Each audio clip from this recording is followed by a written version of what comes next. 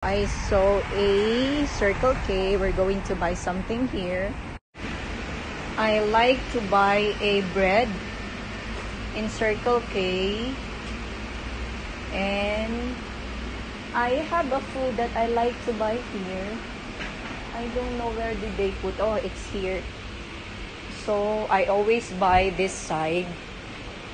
So I like to buy this one. I always buy a mango salmon or Japanese salmon.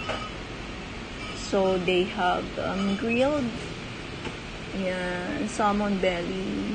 Let's check here what to buy. This is what I gonna eat. So we're going to buy a rice and pork. Yes, yes. She said make it hot. How much? 28 pesos. 28 MOP, sorry. So we're going to pay 28 MOP for the food, and I will give her the 50 MOP. You, yes. Oh, have pay? No.